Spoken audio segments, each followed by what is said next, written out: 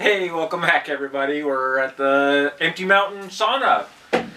And it is complete. We're done. I mean, you're never done. But it's done. Everything is together and operational, and we've been using it. We've done, what, 5 or 6 saunas in the last week or so? Well, so last time we recorded a video was almost 2 weeks ago. Oh, 2 weeks ago. Yeah. So our first full sauna was February 1st. Our test run was January 31st. Okay. Today is February 13th. Well, anyways, we've been Those are all the stats. quite a bit. And it's been working great. And I just thought we'd walk through the final project. So we got all the benches in. I don't think we've seen that. We got this is called the sitting bench. So this is the height, and this sits at 50 something inches. I can't remember, 52 inches or something. The final sitting height. The foot bench, second level, sits at about 3 feet. You can see here's the stove here. The bench sits right above the level of the stove, and then we put in the 18-inch bench here that provides a step up onto the bench, and also another level to sit and enjoy the heat room. Then your most recent addition was this fella. Yeah, so I made this. We kind of wanted, what we learned is that we can crawl under here. I don't know if you can see me down here. Yeah. But there's room to sit or lay down here, and it's a really nice spot to lay on the floor. It's nice and cool. The air temperature keeps it cool on the floor for now anyways. So this is a really nice spot. So this bench I wanted to be able to move out of the way so we can more easily access. So I just built this little floating bench. It turned out a little weird. The shape of it ended up needing 5 legs, and anyways I had to put this little platform on it to make it a little less tippy, but totally functional, turned out just fine. And so, but in using it, we're kind of realized that all this real estate on the floor here is really just wonderful.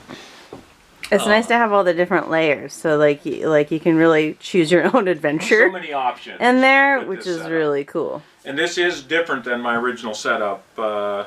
Originally, I was planning on having this bench continue all the way to here, and having the 2-foot bench come out to here and then steps up. So there was no open space here, and it would have eliminated all the access on the ground floor back there. So anyways, we're really enjoying this layout for now. Lots of options, which has been nice. Some of the experiments we've been running. Okay, well, I'll just talk about how it works.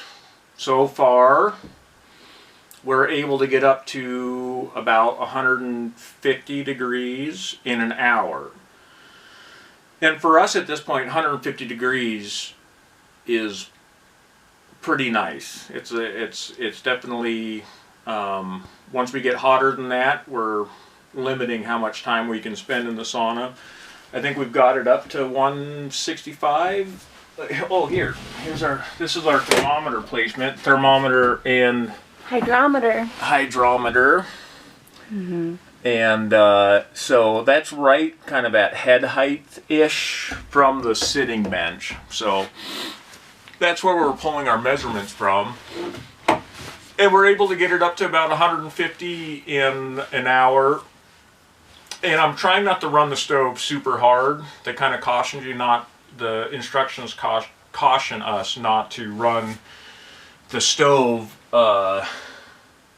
super hot. I guess it's a little thinner metal than like stoves we have in our homes. and so that prolongs the life of the stove. So that's something we're still kind of playing with, trying to figure out. But I'm trying not to blast that stove too hard. And 150, yeah, it's a great heat for us right now, and we can get it hotter. We've gotten it up to 165, and we're playing around.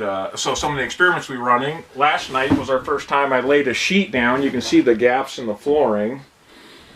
Can you see the, you can point it that way, you can see the light.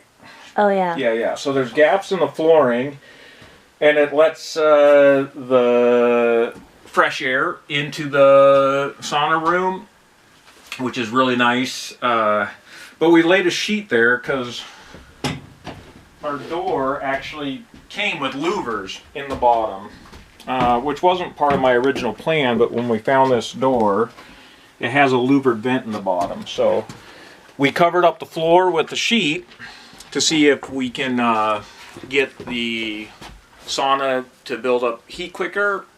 It seems like that's a thing. Unconclusive at this point. More science to be done around that. Lots of variables. So anyway, that's something we're playing with.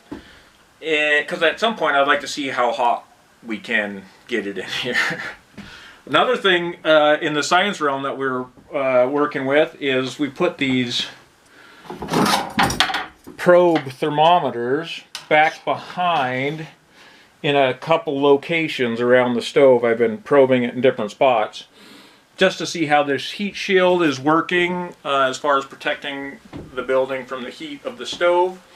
And at this point, those probe thermometers are not getting hotter than the ambient air temperature in the sauna. So I'm super pleased with that. Yeah, with that, having that level of getting those thermometers and that level of effectiveness of our heat shield, I'm just very happy about. Feel very comfortable with this setup. So that's one part of the science that I happy to see. Everything's working. That's such a relief. I remember sitting in here like a week ago or so and just laying down and just looking at everything, and it's like, it's beautiful and it's working, and so very very nice. And you can see we got the vents open right now and got rid of all the moisture in the walls, hopefully.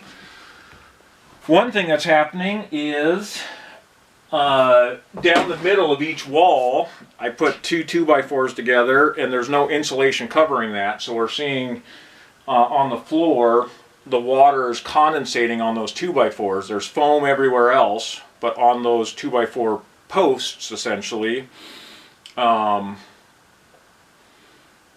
condensates on that because the wood's cooler than the foam, and it leaves little puddles on the ground, but they're drying up nicely. Right now you can see a little darkness back there. I don't know if you can see it, but a little bit of darkness right there, and that's just because there's more moisture just pouring down the wall at those studs. But the reason you have an air gap behind there was to account for that? So I mean, at least in part. Yeah. That's correct on some level. So there is an air gap behind all these panelings, so any condensation that gets trapped behind the wall vents out.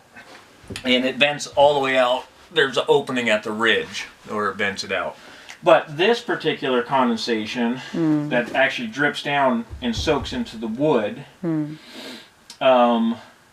that'll eventually will just moisture off into this room and hopefully out the vents, or into the ambient air out the vents. So one thing that I would do differently is I would have put a metal flashing against the wall, taped it into my vapor barrier system, and brought that moisture away from the wall out to here, because that moisture is wicking in between where the wall sits on the bottom plate. Anyways, yeah, it wicks in between the floor and the wall itself, and so the moisture can kind of sit in there. And now that I've never heard anybody address that. I mean, we're kind of using a primitive, old school method with just having vent in the floor in the way I ran it, mixing that with new technology of the vented walls. So, but that's a problem that I would address if I ever built another one, which I don't know if that's in the cards. Okay, and then this is the other thing that, and I think maybe this is the last point. And this is the part that is unfinished. Why I say we're virtually finished is because if you look, oh yeah, look here. Look down here. You can see the wood is pulling away from the walls.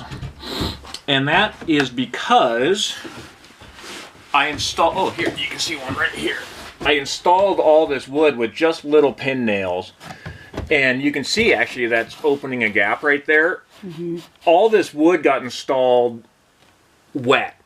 Like I cut it down, I let it dry as long as possible before I installed it. But it's winter time. Drying is very slow to not at all. It did dry some. But these boards have shrunk, which I anticipated have shrunk, and maybe a little more than I was hoping.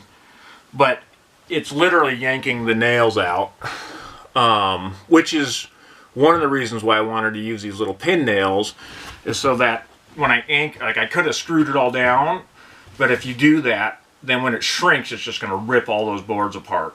Those screws would just hold, and then it would start tearing the boards in half. So it's yanking all those pins out. So once it does dry finally, we'll have to, probably in the spring I'm thinking, or maybe in the summer, come in and secure these with another type of fastener. And just button everything up once it finishes drying. So that's kind of the incomplete part right now that I can see. Other than that, and even that is working great. Everything's holding together. It's just a little awkward, but not bad. So we'll let the wood dry out and then fasten her down tight once it does, and then it'll be as done as it probably is ever going to be.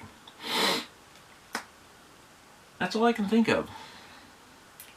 These are our temporary buckets. Oh, yeah. For, they're plastic. I mean, it's working. They're just not like the coolest or prettiest. Yeah. And our little measuring plastic measuring cup to put the laulu on the stove, and we're still working with that word, but lolu is finish for not just the water that goes on the rocks, but it's actually like sort of like the it's the steam. Yeah, it's the steam, but there's also like it's like the spirit of the sauna though too. So there's a sort of spiritual quality, medicinal quality in the spirit of it too. So the spirit of the steam in the sauna. So lolu is yeah, important Finnish word, and we're not saying it right. No, but we're doing our best.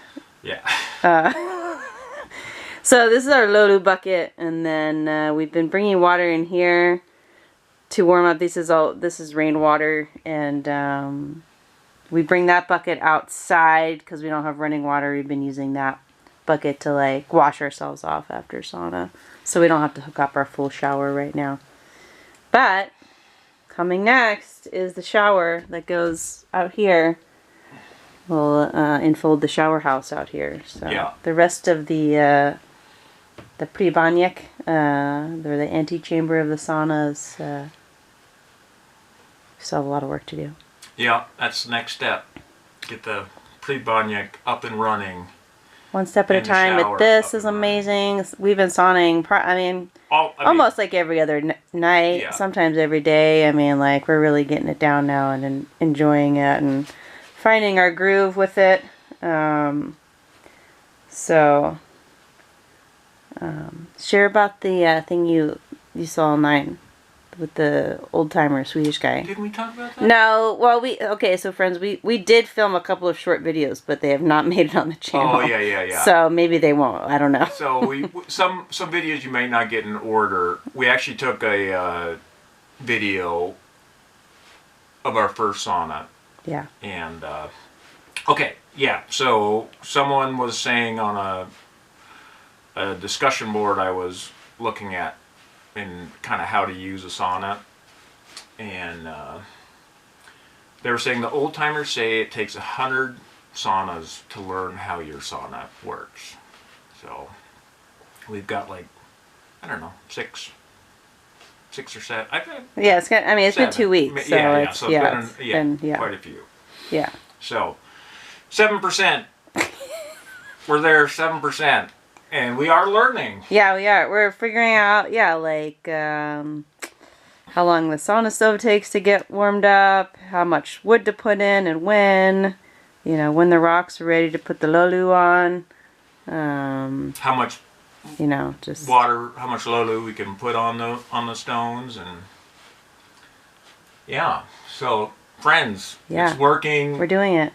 It's amazing. And we're really enjoying it. Yeah. And finding it to be a nice part of our life. And the next nice part of our life is when you come in sauna with us. Yeah. That's all I have. Okay.